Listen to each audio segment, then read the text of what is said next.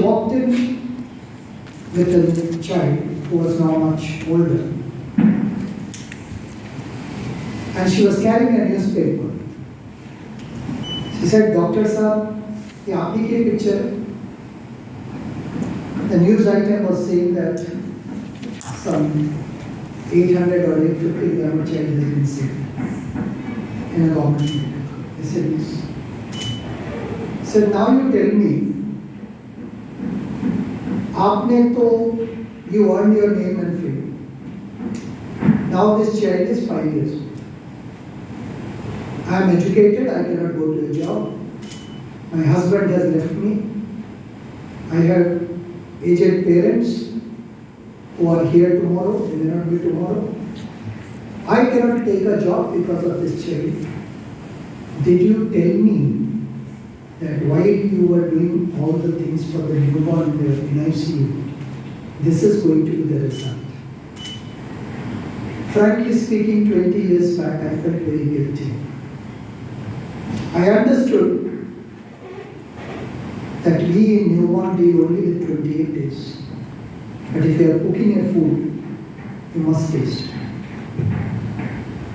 You can't shirk your responsibility by saying, "This is not my job." You cannot send him, even at AIIMS New Delhi, we used to send them to the PMR department, and the PMR department would say, "Come when the child is older." So today's topic, though it is at the fag end, it questions you. It questions your ethics. If you are saving a newborn, if you are graduating him from your NICU, what kind of interventions and how early is early? Is it a necessity or is it a luxury? Now we have come a long way in neonatology. If you see this picture, very wonderful. I don't know whether he was a doctor himself or not, but Martin Koenig, he used to charge 20 cents. Line से incubators लगे हुए थे, and they used to be preterm children. So to see such a preterm child, you had to pay 20 cents. After this came peer reviewed.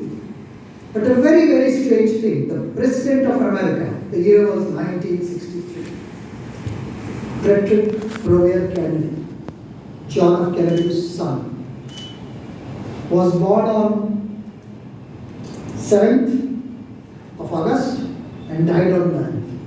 It was a 34.5 weeker, almost close to 35 weeker. Died with respiratory distress syndrome. The child was taken to give hyperbaric abscission and died within minutes of putting it into the hyperbaric. The whole press broke the news.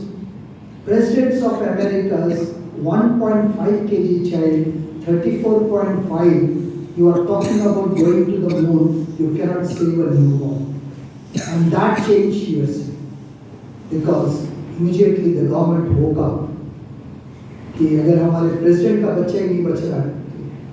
So now it is a legend, the survival has improved. Less than 28 weekers are almost 90% survival. The question is not about survival. The question is what that mother had asked me 20 years back. Now this is a very interesting slide.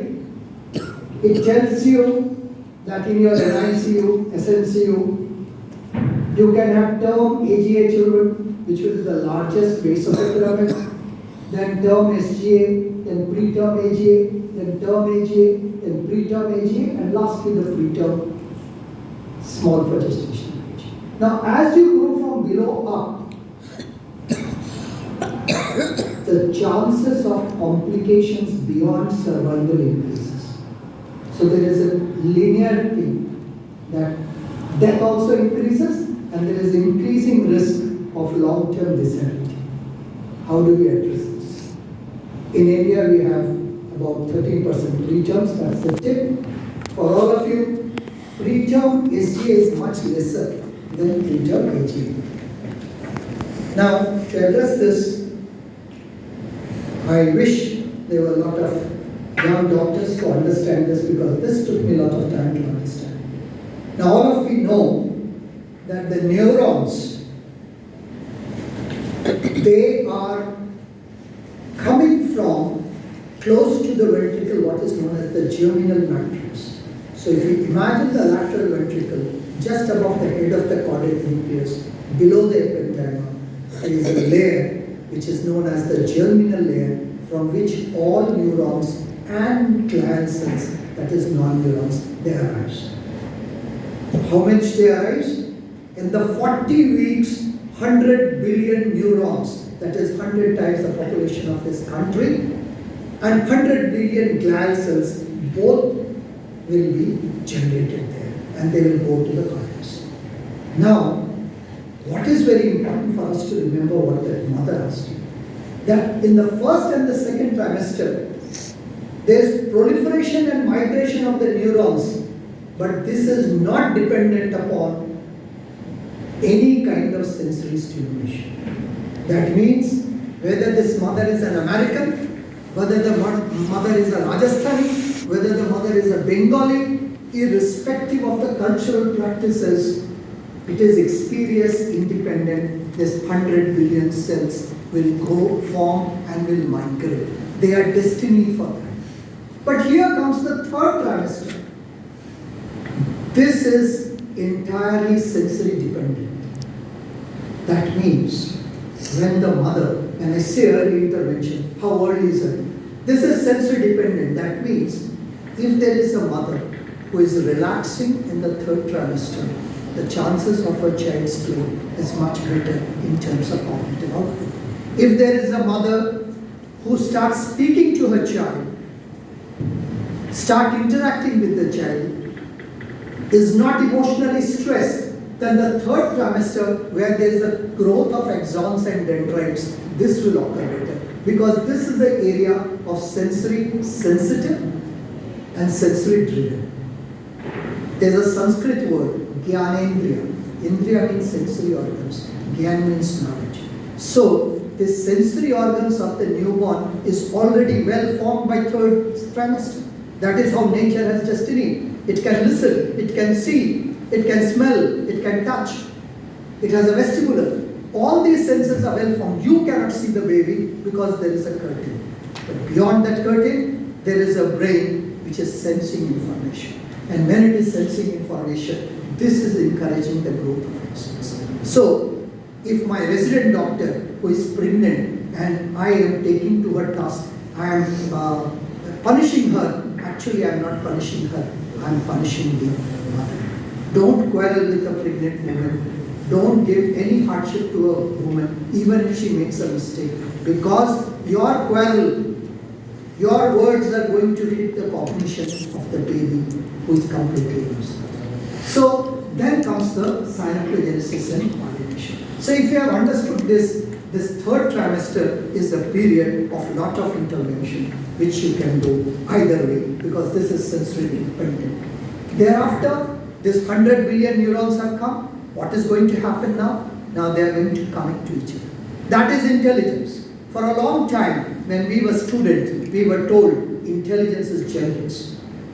Some people would say there is a balance, 50% genetics, 50% nurture. There is nature and nurture. Today we know that is a myth. Even your genes to express themselves, both intrauterine and extrauterine environment is necessary. That means you are the god of the child. You can change. If you are doing a C-section, what is a normal delivery? You have to try to see what is the impact of it on the genes. Expression of the genes. I may be suffering from, I may have a gene for breast cancer. But if that environment is not provided, I will never suffer from breast cancer. So the expression of the genes, what is known as the epigenetics, becomes a very, very important topic. Now, this is how the conception, the neurogenesis, the neuronal migration. Now, just try to understand. Your brain was like a piece of paper. It folded and formed a tube. While it was forming a tube, like this bottle, it took some amniotic fluid and covered it. Imagine this bottle to be the ventricle. From this surface of the ventricle to the cortex, 100 billion neurons are going to come and go to the cortex. How will I understand that they have gone to the cortex? If you pack your bag with too many things, too many, what will happen? The surface of your back will be raised and depressed. That is what is sulci. So if you find that the smooth part of the brain till 25 weeker has suddenly bumps, it is raised and down, then you know that your neurons have migrated. If they are smooth, then the neurons have not migrated. Now while this migration takes place, the early first cells which starts from what I call the germinal cortex, they go and they multiply and differentiate into either neurons or neuron gland cells. While they are doing, remember two things: precortical plate and cortical plate. These are the stations, these are the junctions. If I am coming from Delhi to Jaipur, there must be some junction. The junctions are important. So in this migration, precortical plate and cortical plate are important. Very interestingly, this was the most stimulating thing. If I do an EEG of a preterm child whose cognition will get impacted, and if I do an EEG of a term child, what is the difference? Try to understand. The fibers were coming from the thalamus. Why the thalamus? Because your cortex is the prime minister and thalamus is the PA to the prime minister. So all information must go through the thalamus. So the first fibers, when they go be less than 28 weeks from the thalamus to the subcortical plate and then from the subcortical plate. Now imagine 28 weeks is a very, very important line. If I get a child beyond 28 weeks, the outcome will be much better and less than 28 weeks. Why? What is happening in 28 weeks and less than 28 weeks? Here lies the story. That the first fibers which were going from the thalamus to the subplate and from the subplate to the cortical plate and from cortical plate to the cortex, by 28 weeks they change. What is happening?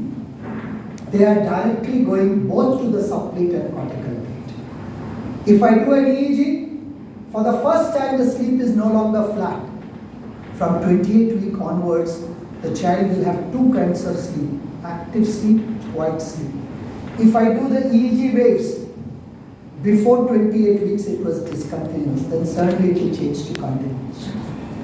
If there is any such damage, remember this is the period of sensitive. That means if the mother was stressed, somebody died, there was COVID. COVID was not killing the mothers, the pain, the panic was creating. So this panic the mother is feeling. Now what is going to happen to 25 to 28 weeker? Can you see the sensory organs? These sensory organs are helping the. If these sensory organs give stress to the child, the best NICU in the world, the most intelligent parents will have a child with lesser cognition. And here comes our challenge. This sensory driven 24 to 28 weeks is where our entire battle should lie. Do we know how to take care of it? And so I will not go into it. The EEG waves change from 28 weeks onwards. The delta theta wave changes. As if till yesterday I was not sensory sensitive. Today I have become sensory sensitive. So all this injury which you have read in your life, that preterm, is basically, this is the subplate and the plate. If they get injury, the neurons die, you call it PVL, periventricular decolonization. Or there is a hemorrhage from the germinal matrix into the intraventral. So all these cases of germinal matrix hemorrhage is going to. Now this is what 22 weeks and 40 weeks. If you forget everything, just remember 100 billion neurons are going to be formed. That means 250,000 neurons per minute. If I deliver at 37 weeks, then every minute I am losing 250,000. Who said 37 weeks is term? Show me a study. Science has big dogmas. There is not a single study which will tell you that 37 weeks to 40 weeks is term. I challenge this one. It was based on lung maturity. We are talking of a Homo sapien. It should have been based on brain maturity, not lung maturity. Brain keeps on forming till 39 weeks. So the next message is, if you don't want to mess up, please don't deliver any mother unless until there is a medical emergency till 39 weeks. And Americans are very intelligent. Now they have changed the statement. They call 39 to 41 is full term. And 37 to 39 is early term. Why? So you are trying to say full term as 39 to 41, because all people who have been born between 39 to 41, they will have more psychiatric problems, more diabetes, more hypertension as compared to those who have been born 39 to 41. This is the impact of these neurons. So, I can just say one simple line by Government of India or government, any state government: don't deliver a mother till 39 weeks or till her labor pain starts. Will bring down your preterm delivery, will bring down your NICU admission by at least 5%. That's precisely what they did in America. For the first time, they have reduced their preterm babies just by this message. Now, most of the development is taking place early. You are not trained in a school or college. Now, when you discharge a so-called normal baby without any problem, that baby also, if it is less than 28 weeks, will have lesser IQ, learning disability, and this. Now, what are the problems of this child? There are huge problems: psychological impact. There are more ADHD, more autism, more learning disabilities, more visual impairment, more CVI. In our NICU, there is no topic of cortical visual impairment in this 2-day seminar. Whereas cortical visual impairment is the most important thing which impacts not only the vision but the cognition of the child. You keep on discussing ROP because you want to only copy the West. When the West will say, study CVI, then we'll study. There is a book written when I was in the Ministry for CVI. There are hardly any takers. So, I would say, first and foremost, what are the things you can do? Contain the child. Simple containment. Learning from how the child is contained in the mother's womb. You are going to make the senses into the inputs. Now let's say, I'll take another 2 minutes. Supportive environment. So what can you do? First of all, external supportive environment.